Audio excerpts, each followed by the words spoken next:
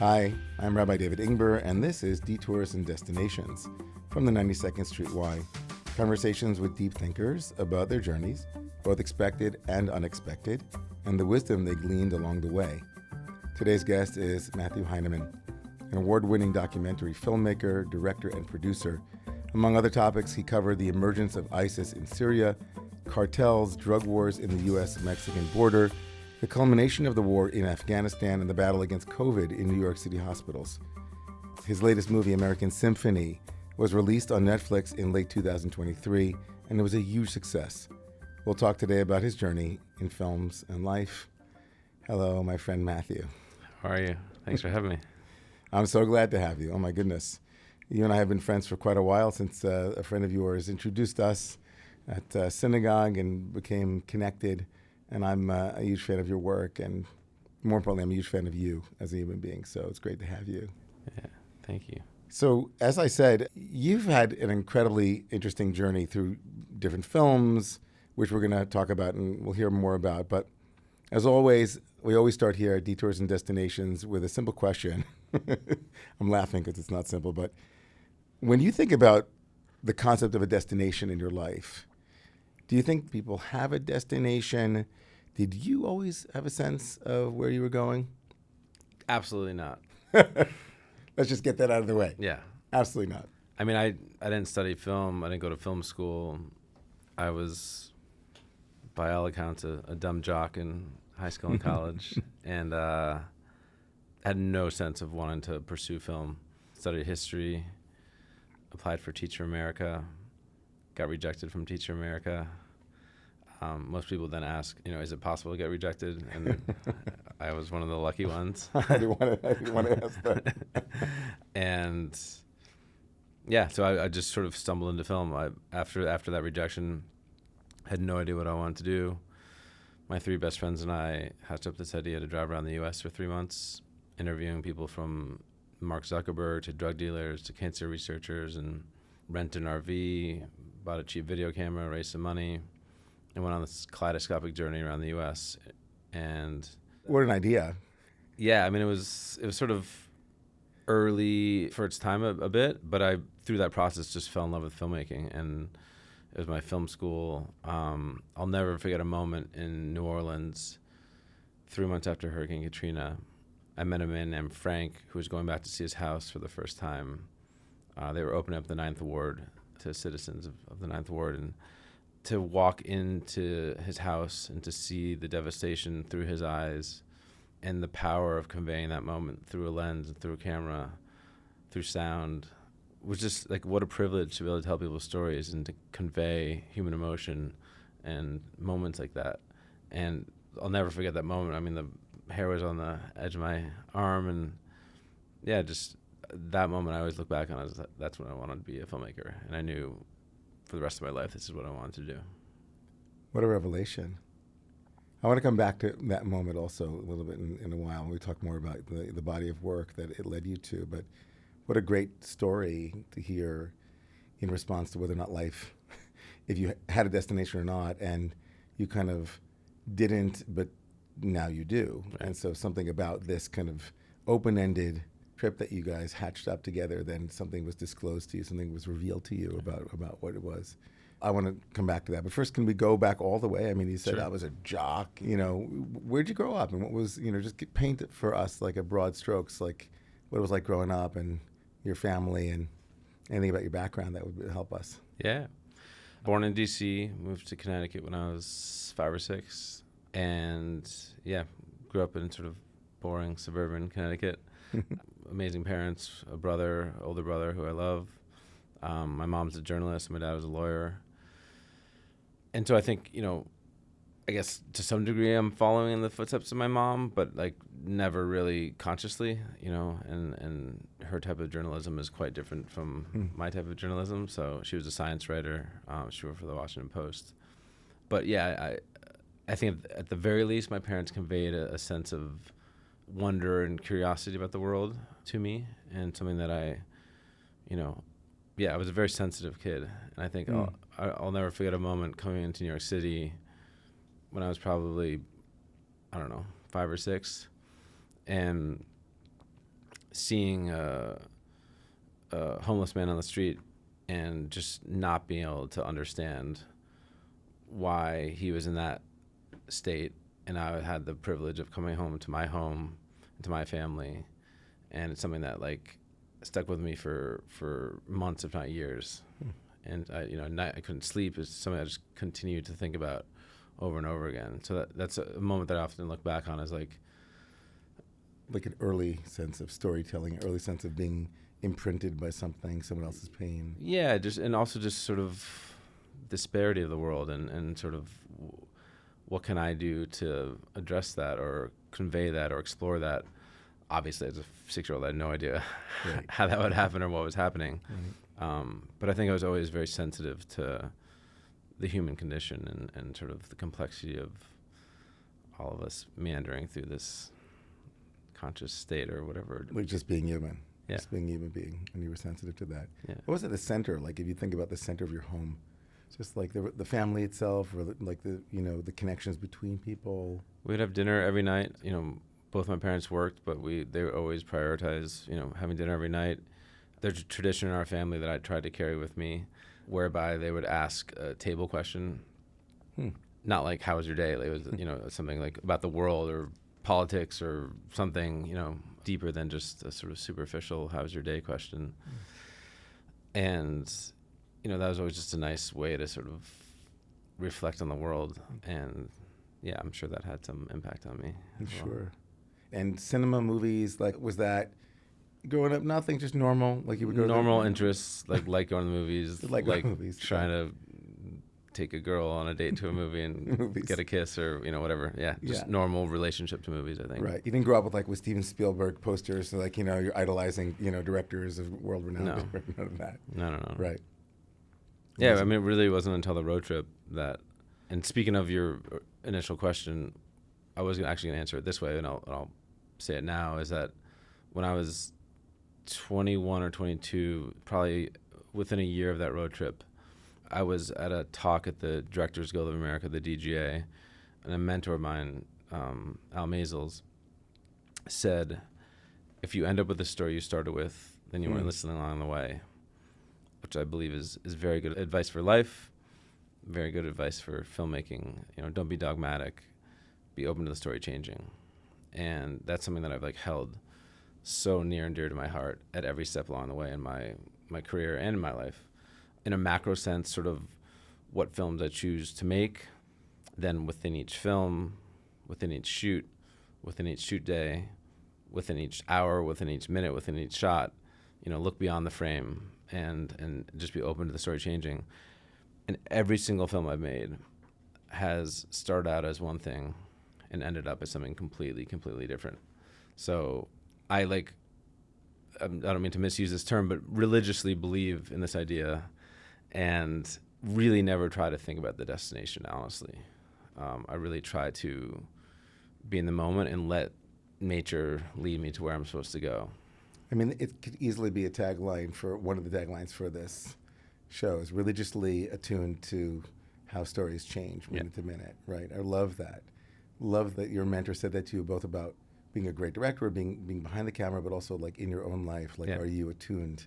Are you okay with the story changing? I mean, one could easily argue that that's psychotherapy and any of the other therapeutic models that people live with are an invitation to holding your story open-ended in some way. But back to just to fill in the gaps before I can't wait to dive into more and more of your, essentially what your calling was. You mentioned earlier that you were going to go teach. You studied history in school. Was it anything about that drew you, or just something that you were? I think the least amount of credits I needed to graduate. There's no nothing deep master plan. No master plan. Yeah, I was interested in history. It's a story, right? Yeah, and I think at the very least, it taught me to be analytical. My dad was obsessed with history. He read tons of books about history. I remember as an 8th grader, I think, in school going to Civil War, museums and on a trip to Gettysburg and just always being sort of interested in that side of the world, and maybe in some sense that led me to where I went, but who knows? Who knows? But certainly the rejection which you're holding it with such, it's such a part of your story at this point. Like there's a bit of a, wry smile, but that the rejection or that moment where you thought you were going to go teach for America and that didn't happen. That became part of your story. Like that was an immense detour, right? Yeah. Kind of a blow to your ego. And from it, something remarkable emerges, right? I mean, with every door that closes, a new door opens. And I think it's really interesting to think about. I mean, if I had gone to do Teach for America, I would not be sitting here. Amazing. I would be, I don't know what I'd be doing, but I would not have been a filmmaker. Right. So I just feel extraordinarily fortunate. And there's no like ambiguity in what I want to do at this point. I guess that's the only sort of alteration to that destination answer, is that the only thing I know for sure is I want to do this forever. Where that goes. But you're open to the story changing. Yeah, whatever stories I tell, whatever I do, I can't tell you. But right. So you're holding it loosely. So I just want to go back now. Now's a good time to go back to that amazing road trip. I mean, that idea that germinated, like we're going to rent an RV, get a camera, cheap camera, some kind of camera, and tell stories. And what happens, you mentioned like the man in the Ninth Ward and the privilege there. Tell us a little bit more about the road trip and that moment in particular, like that, it captured you. It was something like, was it a power? You feel like, I have a power now to tell a story. Did you feel it emotionally? Was it like a knowing for you, like, this feels so good to me? What was it? Just felt like right? What was it about it? It just felt really natural. It's like when you're with a friend and you just feel comfortable sitting in silence or, whatever. It's just one of those things that just felt instinctual. And I think also in that moment with Frank, if I'm sort of looking back on it, the power of silence, the power of waiting. I think a lot of interviewers or documentary filmmakers sort of go into something with a preordained essay that they're trying to fulfill, and they're just trying to use that person as a voice box for what they're trying to get out to the world.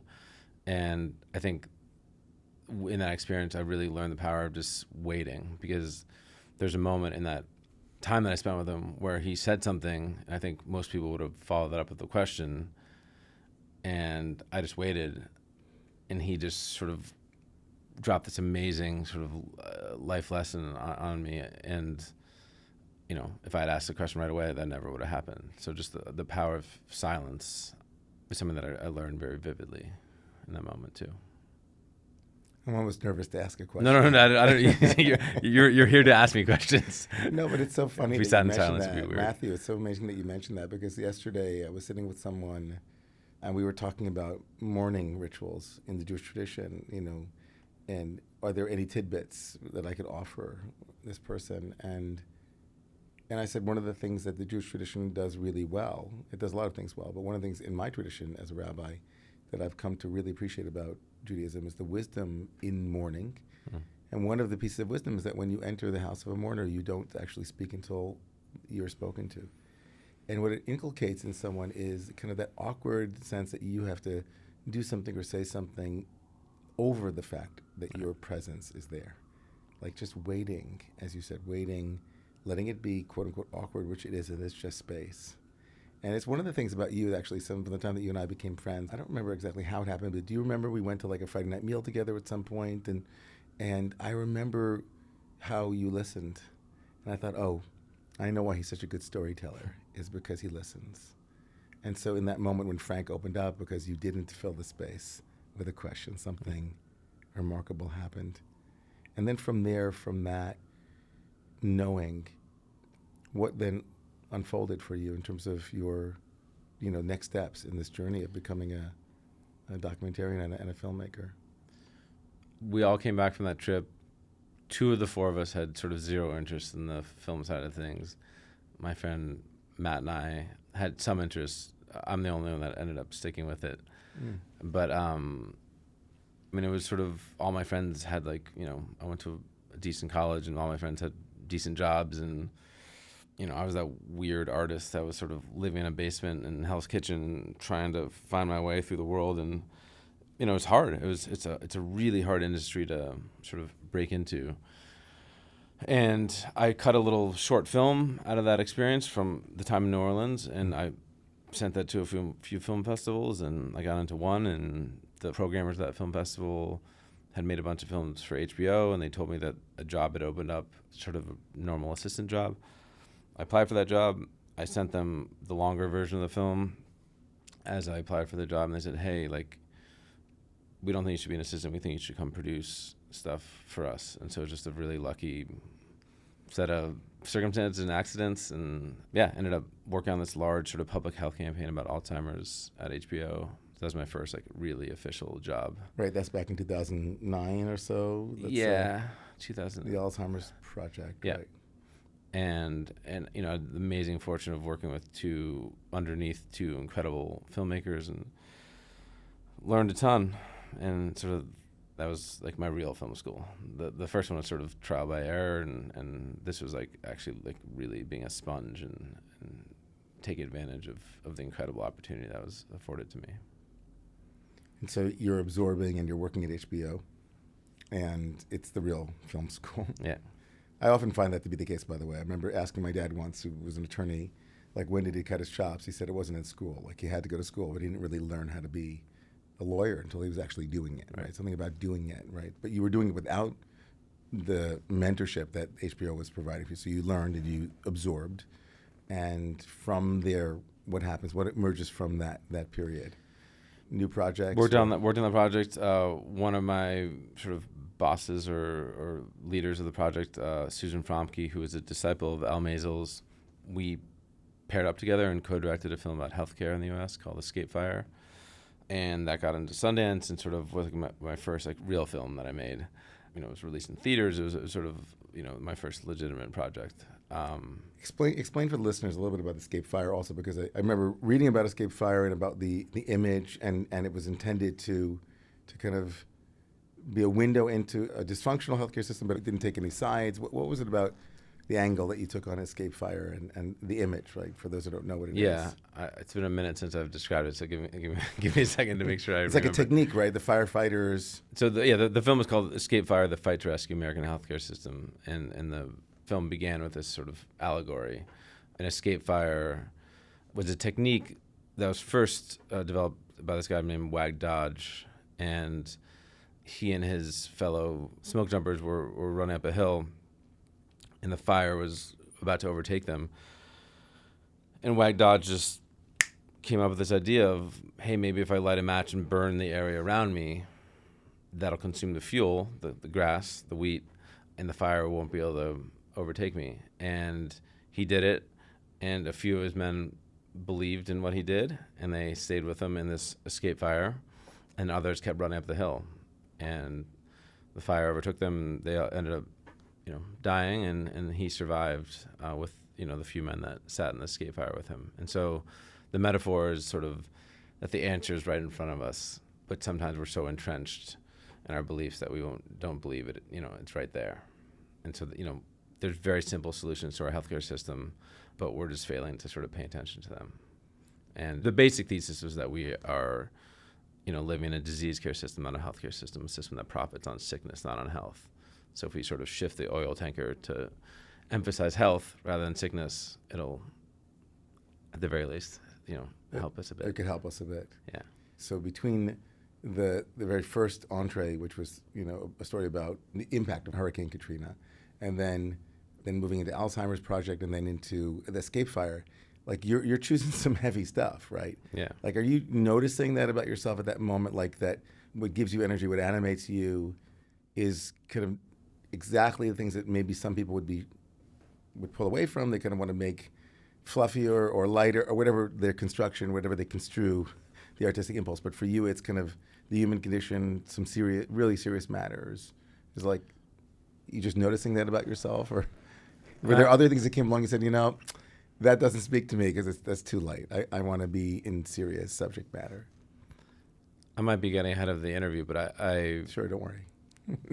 I think if I look back on all the work that I've done, it's sort of taking these huge amorphous subjects, healthcare in the U.S., drug wars in Mexico, ISIS in Syria, COVID, end of the war in Afghanistan, human smuggling, opiate epidemic, and issues that are highly politicized, issues that are often plastered, you know, across our newspapers and headlines, but that we don't necessarily fully like understand on a human level.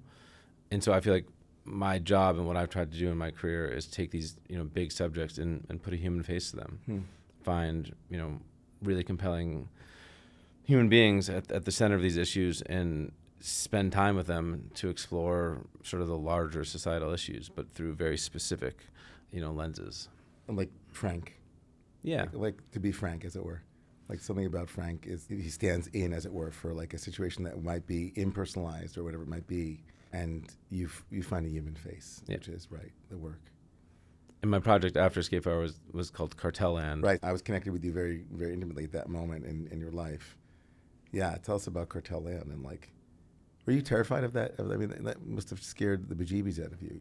I mean, I myself, if I watched something like what's happening in the cartels, wouldn't want to go run in the other direction, right? It's very viscerally scary to imagine. I've seen videos of people getting caught in Mexico or being surrounded by trucks. I mean, you went right into the heart of it. What was that like?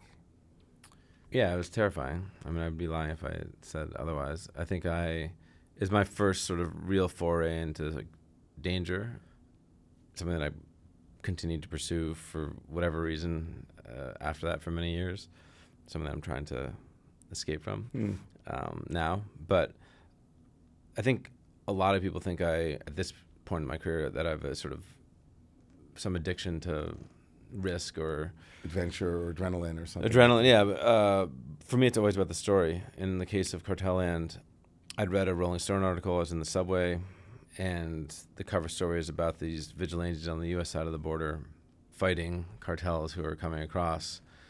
And, I spent many months gaining access to these groups, went down and filmed, on the border of Arizona and Mexico. And, it was interesting, but I was like, I'm not sure there's a film here. And then my father actually sent me this article in the Wall Street Journal about this small-town doctor in the state of Michoacan in Mexico who is rising up to fight against the cartels, the Knights Templar cartel. And I read it and just was like, yeah, this is my film. And he didn't send it to me like, hey, you should go down there. He sent it to me like, oh, this is like intellectually interesting. Did he? But he knew you were a little bit. Yeah, obviously he knew what I was doing. So he engaged. It was kind of like, of interest. We both. Yeah, but it wasn't like go down there. It was more just like, hey, this is a fun read. Does he know that you catalyzed going back in? Yeah, I mean, at this point he does. But literally within a week, I was in Mexico filming. Wow. And so I reached out to a journalist friend in Mexico City, got in touch with a doctor, and I ended up going down there and filming. I thought I was going to go down there for like 3 weeks and sort of that would be my film. And I ended up staying for 10 months, 2 weeks of every month, roughly. I mean, you did mention that like it's scary. And were there after effects for you? Did you see things that you? I mean, what was the trauma from that? Was there trauma from it? Yeah, I mean, I thought I was telling a story, going back to what I originally said, of a very simple story of good versus evil. Right. These small town vigilantes sort of fighting against the evil cartels. And over time, I started to realize that, where are these guns coming from? Where are these trucks coming from? Where are these bulletproof vests coming from? And over time, I realized that I was actually filming the formation of a new cartel. And, the sort of razor thin line between good and evil. And it felt like very biblical. It felt very Shakespearean. Like it was sort of a wild experience. And I was in shootouts in the middle of the streets. I was in meth labs. I was in torture chambers. I found myself in places that I never, ever could have imagined. And I think that first shoot, was really terrifying. Little did I know how deep I would end up getting into this community. They came to trust you, though. Yeah. Otherwise, you wouldn't have had access, right? They came to trust me, and I was also able to film with both sides. So there'd be, at the end of the film, this sort of lines between vigilantes and cartel and government officials was so blurry. In a sense, they were all the same in the end. But I was in touch with all these different groups, and there'd be a day when I'd be filming with the cartels. There'd be a day when later that day I could be filming with the vigilantes who were fighting them. I could be with the doctor who's being hunted by the cartels and the government, and hours later with the opposing group. So it was just a really terrifying experience. But, something I'm really proud of as well. How were you able to maintain? I mean, when you say the human face, I also immediately think that the human, of course, is very much the inability to distinguish, or the very thin line between distinguishing between good and evil, or the, there but for the grace of God go I, or the sense that a human being, right, it isn't a mythic. A human being means like a real, living, fleshy, full of contradictions, gray reality. Yeah. How were you able to maintain, you saw some pretty horrible things, and yet you got into this because of you wanted to tell the story of a deeply human moment. But here, were you able to maintain a sense of optimism or belief in human goodness, even in the face of this kind of gray between good and evil? Yeah, I think part of what drove me to keep going down there all the time was I fell in love with the people of Michoacan, and that's who all these groups were fighting for. And it sort of masqueraded as other things, but it was all, we're here on behalf of the people, the government, the cartels, the vigilantes. They're all fighting on behalf of the people, and I think that was what was really fascinating to me, was sort of, and one of the driving factors is trying to sort of humanize their experience as a sort of like Greek chorus of this experience, but also being willing to live. The world is not black and white, and it's so easy in film, it's so easy in storytelling, it's so easy in journalism to create stories that are black and white. Obviously, that's one of the biggest problems in our world today, is the lack of rational discourse, or living in the sort of uncomfortableness of the gray reality that is human nature. But I think that experience like really solidified the importance of telling complex stories. And people often watch the film and they ask, Q&As all the time, like, was the doctor a good man or a bad man? And I said, it's up to you to decide that. And it's up to me to present all the different facets of what make him who he is. Some people thought he was like a Che-like hero, and some people thought he was, a bad man. So it was a really fascinating experience. I'm so moved by that, what you just said, because when I think of, you said it's easy to tell a story that's black and white and mythical. In some ways, it's also more immediately emotionally effective. Like when you're telling a story to a kid, the hero's journey, Joseph Campbell, like it's really great to have a villain and a hero. Yeah. And that's part of why it's so effective, but also why it's so dangerous, and it's very facile. Were you surprised at the critical acclaim and all? In the Cartel Land was hugely successful. Were you surprised that it hit such a powerful vein, or do you know after you made it, like, this is really a great documentary? I would never say it's a great documentary or what I did was great. I think I had unique access to a really complex world, and I think that was what resonated with people. As I think we've seen lots of stories about the drug war, seen lots of stories about cartel violence, but I think this just sort of dug deep in a way that other stories hadn't. And it's part of the privilege of documentary to be able to spend months and months and months and months with my subjects and to really live with the story. And going back to what you just said, is I think I'll never forget a moment. The film is sort of bookended by these meth cookers in the middle of the desert in Mexico. And if I just sort of like told you, hey, I'm gonna go hang out with people who cook meth, you'd probably think these are bad people. They cook meth. Right. But for them, they're just farmers. They're cultivating a crop. It just so happens that crop is meth, and it makes its way northward and ruins lives here and creates violence along the way. But for them, they're just trying to get by, and just holding space for the duality of that reality. Yeah, it was one of the many things that I learned in making that film. And then the next project, of course, is a problem, kind of a civilizational problem, or whatever which way you want to phrase it. But City of Ghosts, if you went from trauma to another area which your average person, your average filmmaker probably, or would think, okay, I'm not going to go into that hornet's nest. I'm not going to there. You decide to take up the whole ISIS, issue with City of Ghosts. How was that brought to you, and did you decide, okay, great, another really dangerous, scary place? What was the thinking behind that? Honestly, it was like every other thing that had happened in my life. It's just I stumbled upon it. I was surfing in Long Island in Rockaway with my friend Jimmy Chin, and he told me about this New Yorker daily newsletter, and just how it was a great read, and I subscribed that night, literally next day, I got an article about this group, Raqqa's being slaughtered silently, a group of citizen journalists who were exposing what ISIS was doing in Raqqa, at that point the capital of the Islamic State. And 2 days later, I was already filming with this group. It just was like a crazy set of circumstances. And a couple of the members of the group happened to be in D.C., who had already left Raqqa, obviously. So I've got on a train, I think the next day or maybe 2 days later, and I went to a hookah bar. We met, told them about what I wanted to do, and obviously had to gain their trust, but I was filming within several days. And, a year later, I was sort of in the edit room cutting City of Ghosts. And so almost all the films that I made have found me, as opposed to me, finding them or someone asking me to make a film. Almost all the films I made I've stumbled upon. And what was it about the City of Ghosts, like that story, like contrasting it to the Cartel Land? Like, what was it about that story that really grabbed you? I think it was a story about truth and a story about journalism at first.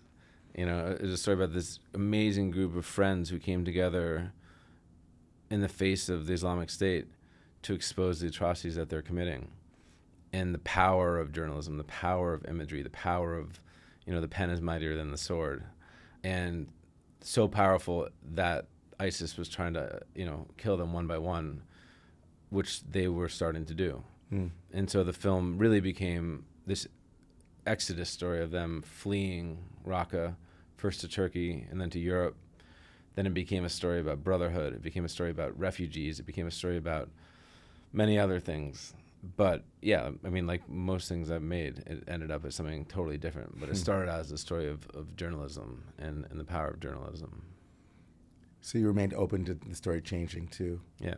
Well, that huge project, those two huge films and their critical acclaim and success, you're a documentarian, you're well known, and then COVID hits and your next huge project becomes The First Wave, which I remember seeing actually on the Upper West Side at the Beacon Theater and crying my eyes out. And it was actually an incredibly moving chronicling of the inside of what many of us were just watching from the outside, right? COVID obviously hit and impacted everybody, but the power of that film was almost like in a world, for me, I'm just saying thank you to you, here, but the power of the film for me was that it felt like we still haven't grieved it entirely, that shock. And it was like a thawing out in the movie theater, watching what unfolded and feeling it again and seeing some of the people from the film were actually at the showing, and I was there. You were on a panel afterwards, and it just was incredibly moving. So how did you walk into that? Did you think during COVID, okay, this is something that's going to have to be chronicled, I'm going to have to do this, or did it grab you like the other two had grabbed you in the other projects? Yeah, I think I remember being at Sundance that year, which was January, before, obviously you came here in March. And at that point it was the China virus. And, thinking like, wow, I hope someone's making this film. Maybe I should make this film, sort of like flirting with the idea of going to China and trying this. And so I think when it became clear, it was then migrating to Europe and then almost clearly coming to us, I almost immediately mobilized and started calling every single hospital system in the U.S. and saying, can I come in and document this? And got a million rejections. And, a huge part about my job is, you get doors shut in front of you sometimes thousands of times every day, and just figuring out how to open them. And so, eventually one hospital said yes, hospital system, Northwell, and it just so happened to be in New York, which was the epicenter of, COVID at that time. It just so happened to be 20 minutes from my apartment.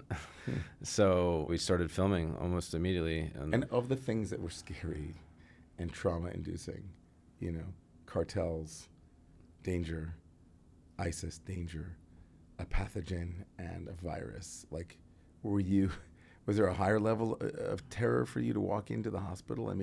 At that point, when you started filming, I imagine you said we were at the epicenter, that was when we were all scared that taking the mail in could potentially kill you, right? What were you thinking at that moment? You said, this story is so important, I got to get it down. Or I think one of the sort of, you asked about trauma, I think one of the difficult parts about both Cartel Land and City of Ghosts was the privilege, and I say difficult parts with quotes to some degree, the privilege of having a blue passport and be able to leave this violence and come back to the privilege of New York City and my apartment here, and the sort of guilt and shame that came with that. And every time I left, I just felt, this heavy weight of, man, I'm so privileged to be able to come back to a place that, despite how messy and complex our country is, there is a rule of law, and it is, relatively safe for most people. For now. At least at that point. And I think The First Wave was the first film that I was like, I was living the same danger that I was documenting 24/7. There I was living it. When I was in Mexico, I could come home to the safety of my apartment, and it was a total mind F. This was, I was coming home and spending an hour washing my hair and cleaning up and, doing all the things we were doing at the time while witnessing so much death and horror in the hospital, but also so much beauty in life. I mean, I think the film was, of all the films I made, one of the most inspirational films, just because just the power of the human spirit to persevere during really difficult moments. And again, like most films I've made, like if you had told me that I would spend weeks, if not months, documenting protests about after George Floyd was killed, and that would somehow fit in with my COVID documentary, I'd be like, that doesn't make any sense. But this obviously common theme of I can't breathe, and one of our main doctors, Dr. Dujay, going out into the streets as a doctor and protesting, it just organically became sort of this portrait of New York during this really difficult time. So the portrait of New York and like the responsibility that you feel really points to the general theory you have around the obligation a filmmaker has, or in particular a documentarian has, towards bearing witness, telling the story, showing the humanity. Like for you, is it a straight through line from Frank and that space that you left open for him all the way through, which is that you're going to be creating a space, sharing a story, sharing in a world that others might not have access to, so that others are equally inspired, transformed? What's like the way that you think about documentary or telling these stories as an obligation? I think with Escape via my healthcare film, I sort of made that film.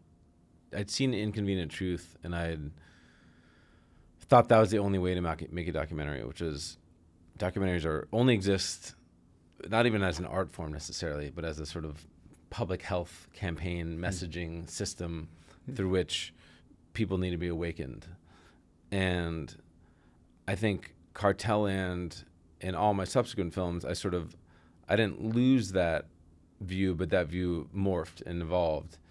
And I think I realized that I want to make films that are compelling and emotional and as cinematic as feature films, and that by making films that are entertaining, quote unquote, and have really incredible characters who are going on a journey, and I can reach more people and get more people to sort of engage with and or care about an issue. And I can also not just quote unquote educate, but also bring different sides of the country together in a way that, like, I think a lot of films, documentaries especially, preach to the choir. Like, I really wanted and want my films to reach across all aisles, and I think I've pretty successfully been able to do that. I've never been sort of written about or talked about as a sort of partisan filmmaker, even though I have very strong views of what I think the world is and should be.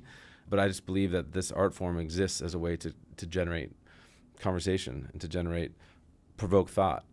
And I think one other thing I would add is that, in line with the sort of story changing, is after Cartel Land, a lot of people use documentary as a gateway drug to Hollywood. And I had no interest in making fiction films before that. And then after Cartel Land was nominated for an Oscar and won several Emmys, and it was, it was a very fortunate experience professionally, and that just opened all these doors. And I, had a bunch of like Hollywood agencies calling to sign me and scripts being sent to me, and I was like, I don't know if I want any of this. Like, I just want to make documentaries. But I ended up signing with CA, this agency in LA, and I ended up agreeing to do this film about this journalist, Marie Colvin, who was killed in Syria. It's called The Private War. And I think if she was alive, I probably would have made a documentary about her, but she wasn't. So I was like, let me try this new art form.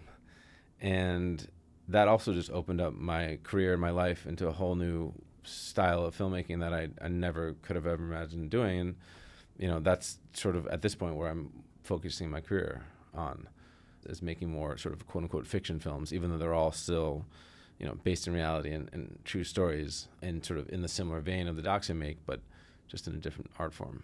And do you think that the fact that you're coming from the place of documentary and whose particular approach to documentary is telling a very human story and trying to evoke emotion and to tell an emotional connection story, is that helping, you think, the way that you see filmmaking as well in the fictional version? That's kind of like telling this story in the most emotion-laden way that might bring people who are viewers to a sense of connection? Yeah, I mean, we filmed all the war zones in the Private War in Jordan. And the film crescendos in Syria, where she was killed in 2012. And almost all the actors around her were non-actors. They were Syrian refugees who were just happened to be living in Jordan. And there's a scene in the film where she walks into a clinic, and a young man brings in his 2-year-old son, who ends up dying on the operating table. Yeah. And the man who brought that in was a real Syrian refugee whose 2-year-old nephew had been shot by Assad and bled out in front of him. And so those tears running down his face were real tears. And Rosamund Pike, who played Marie Colvin, did an incredible job and has become a dear friend of mine. She sort of at one point just ran off the set, bawling, crying. And she said, "Matt, what are we doing? Are we making documentary? Are we making fiction film? Like, what is this? I've never experienced this before." And I said, look, that man would not be here if he didn't want his story to be told. Like, it is our obligation to tell the story in as real and gritty and honest a way as possible. And, you know, I know this is uncomfortable, but this is why we're here. And I think it was a huge sort of learning moment for her and for me about the power of sort of blending these two styles of filmmaking into something that you know, documentaries can be as fake as fiction films, and fiction films can be as authentic as documentaries. It's just all about how you approach them. Well, everything in me wants to ask you to list all the fake documentaries that exist out there right now or have existed and contrast them. But instead, I'd rather talk about, for now, and then I want to come back to other projects that you have that you kind of alluded to, that what you're going to be focusing on is a lot of the fictional pieces. But this last movie that dropped in September, right, is not fictional. And American Symphony is a very evocative and powerful story. Can you tell us, how did that happen? How did that movie come about? So John Batiste, the musician, had co-composed the score for the first wave. And given that, made the film during the pandemic, we never actually met. We just sort of, FaceTimed and talked to him, Zoomed. And so after I think sort of as the film was coming out or as we were finishing it, we were like, let's go out to dinner. And then sort of this was in between waves of COVID at some point. And he was telling me about the American Symphony, his first symphonic work that he was going to eventually perform at Carnegie Hall, and him sort of wrestling with where we are as a country. And I said, this is probably something we should document. And right around that time, his incredible wife, the writer and journalist Suleika Jawad, had been re-diagnosed with cancer. She'd previously been diagnosed as a 21 or 22-year-old, documented it for the New York Times. And so what started out as a sort of process film about the making American Symphony really became a film about these two incredible human beings who are madly in love, navigating these highs and lows of life. And the sort of, the symphony of life. And like most things, it started out as one thing and ended up as something completely different. Did you wrestle? I mean, as you became clearer, this sounds like the kind of movie slightly different than previous movies where you either read an article and within 2 days you're filming, or, right? This very much sounds like your motif that we began with, which is if you begin a story, if the story ends in the same way it started, then you weren't listening, right? sounds like the story changed, Yeah. right? Did you have to wrestle with, deciding to make it about a very public illness? I mean, where was John and all of that? Were there conversations about the direction that the film was taking?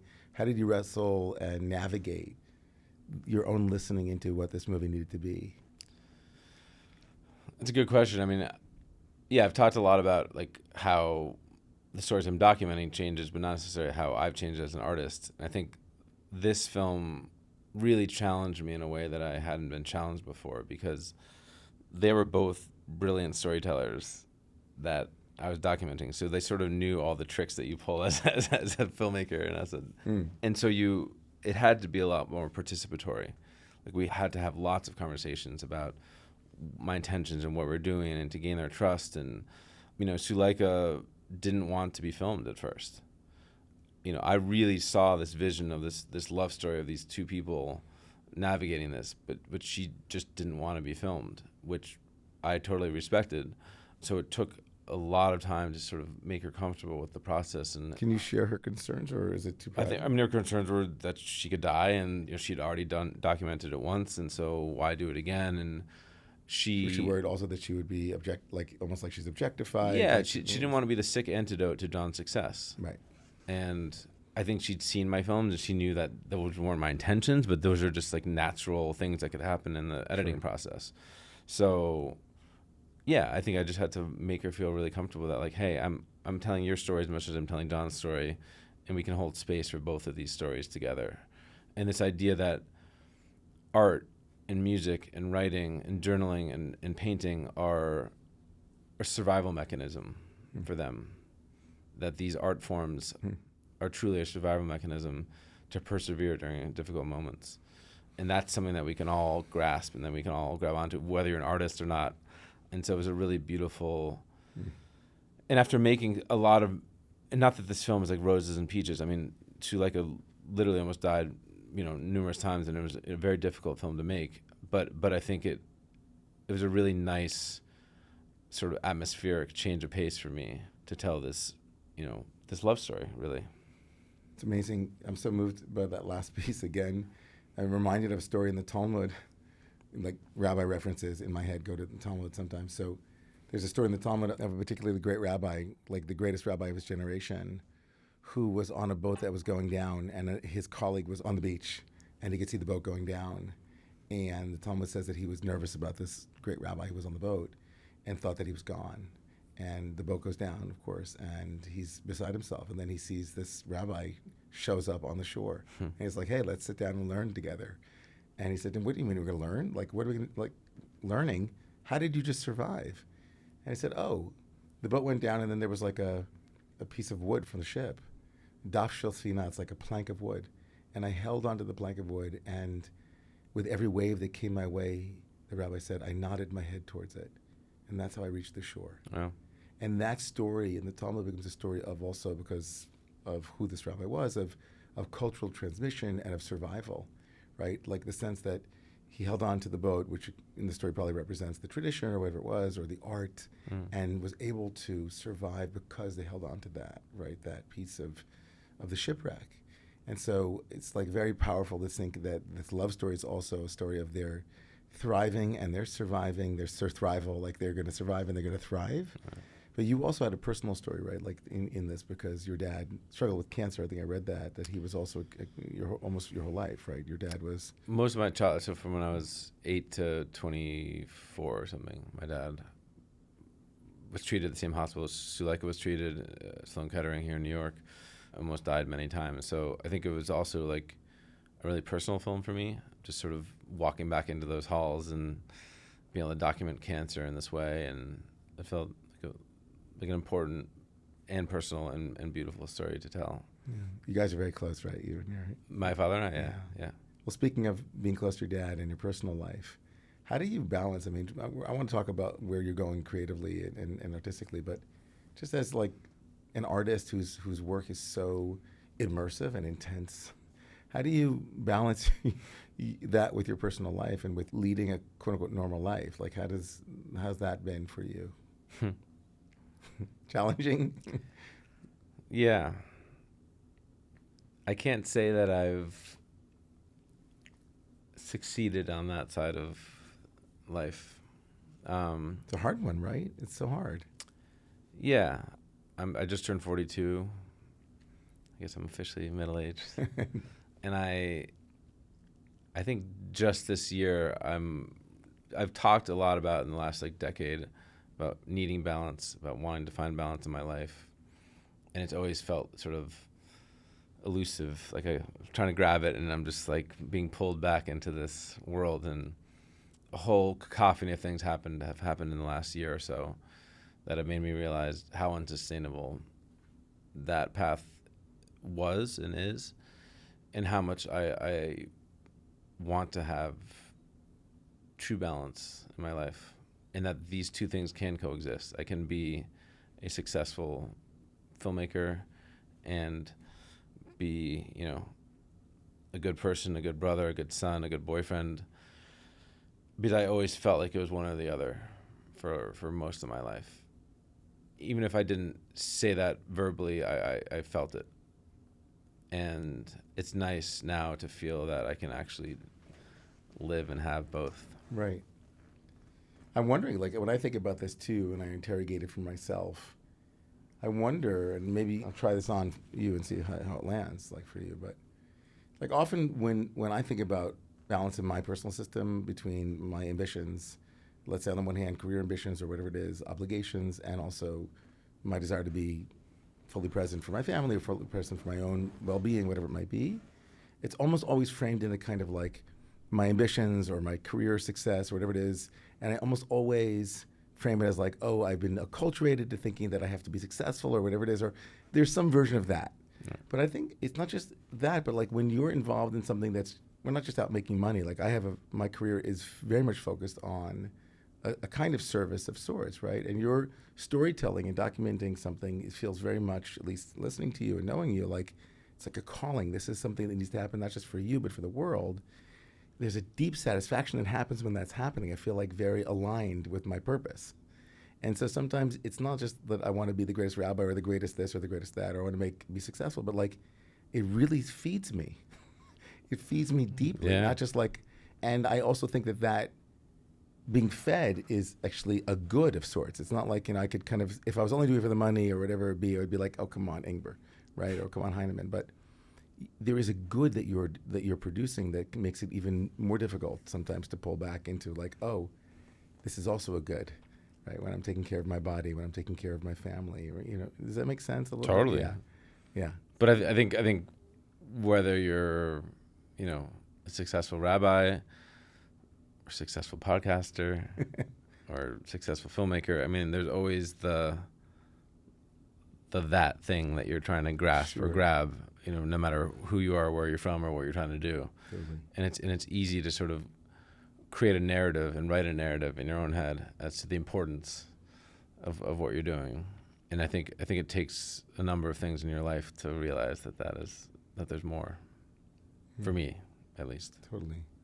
So now it feels weird to move from your personal, hopefully you'll balance and that will be successful, but there are projects, I imagine. I mean, how do you think about this moment from the perspective of somebody who's documenting the truth of something, the truth of this moment? Is, you said you're moving towards more fictionalized movie making, but with your hat on as a documentarian, is now a dangerous moment for documentarians? You feel at this moment that there's a story to be told about what it's like to be living at this moment as a journalist, or be living at this moment as someone who wants to be able to say things that might be uncomfortable for people to hear.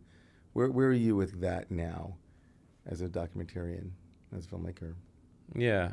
I mean, it's a terrifying time right now for just to be human and to live in the United States of America and to be a storyteller and a journalist. I think the political moment is also dovetailing with a real valley in the industry. I mean, it's harder than ever to get stories funded at this point. The documentary bubble, which sort of was peaking, 3-4 years ago, has absolutely exploded.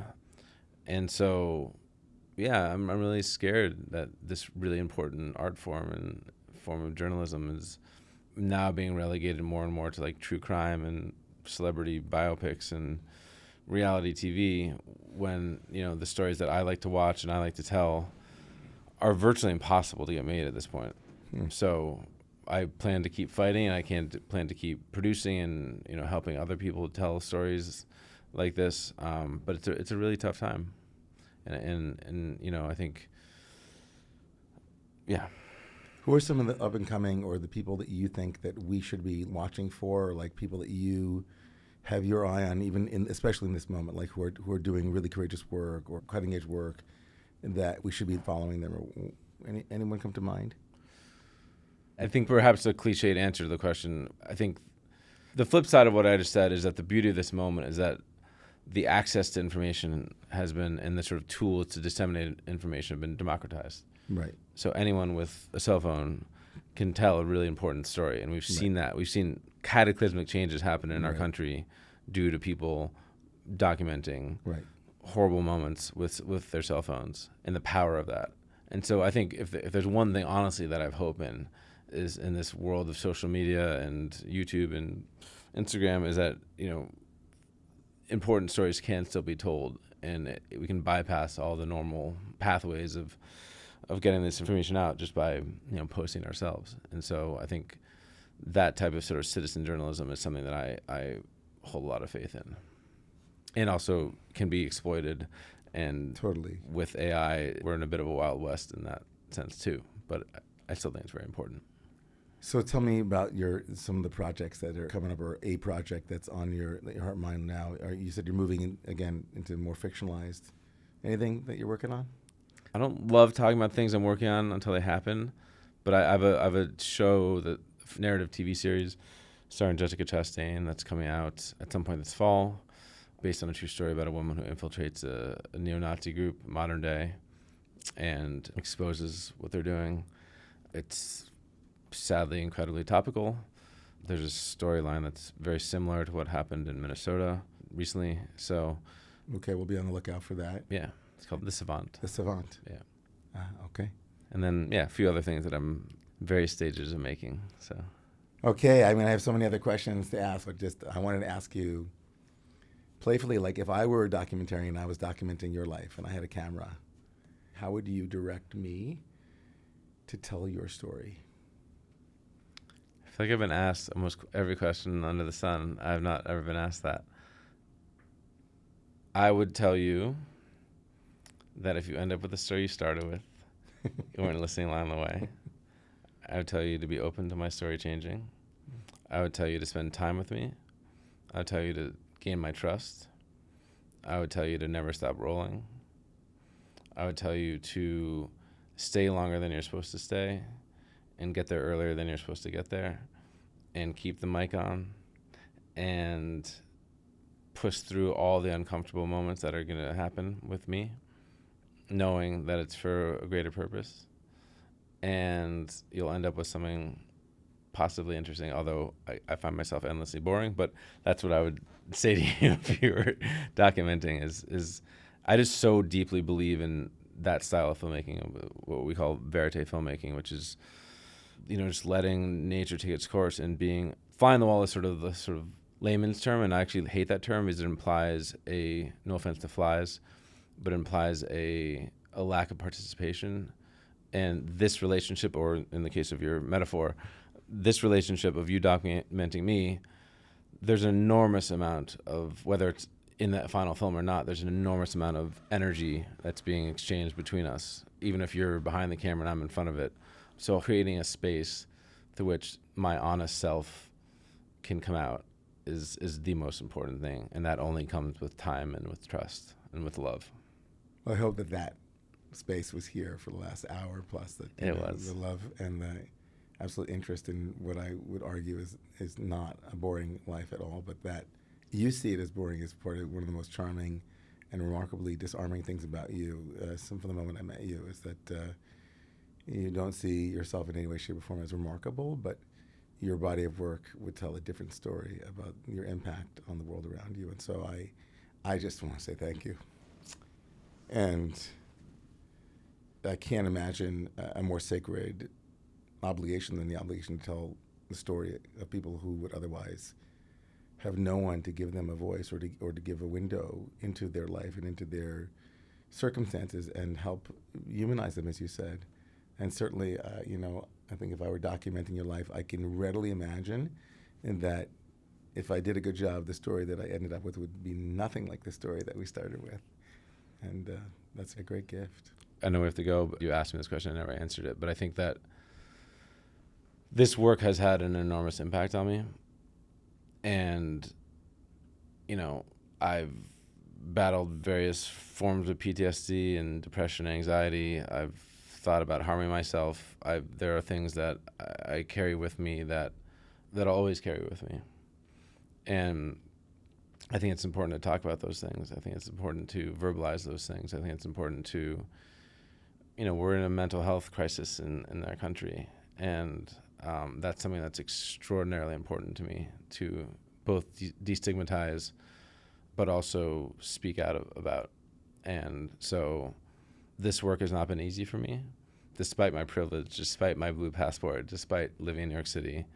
The human condition is not easy. And so I think there's sort of a price that comes with telling these stories. And I think for a long time, I didn't take care of myself. And I medicated myself through work. And medicating yourself through work is not, as I've learned, a sustainable way of living or being present. It's the antithesis of being present.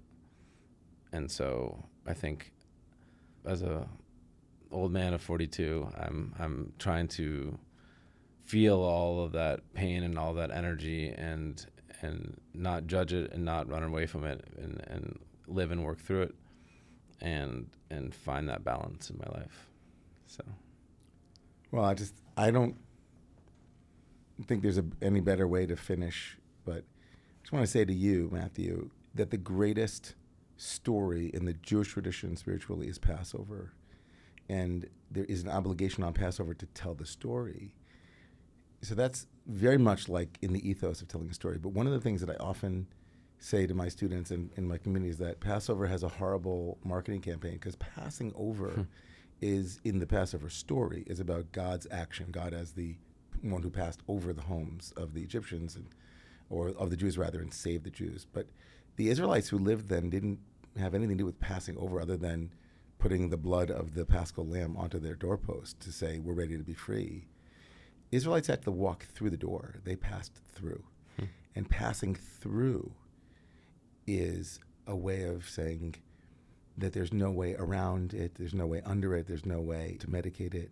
We got to pass through the things that we allow to impact us.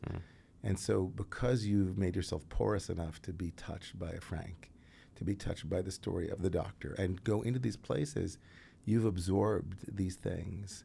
And it's so courageous for you then to share that impact with all of us so that we can name that and be in truth around it too and not hide it. Because really well-adjusted people, right, they absorb really horrible things and that need to be processed and felt, and so that we can become stronger for it. And so I think in that way you just gave us another gift. So thank you for that honesty. Brother, wow, just listening to you is it's a privilege, and to see the impact that you've made on other people through your courage and your honesty and your creativity and your artistry is really inspirational. And I just want to bless you, in all of your endeavors going forward, that they're successful. And yeah, thank you. Thank you for holding this space.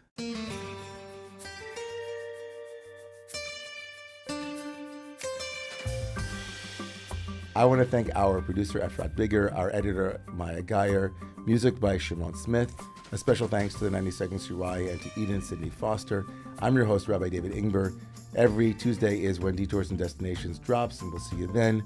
But until then, may all of your detours be destinations.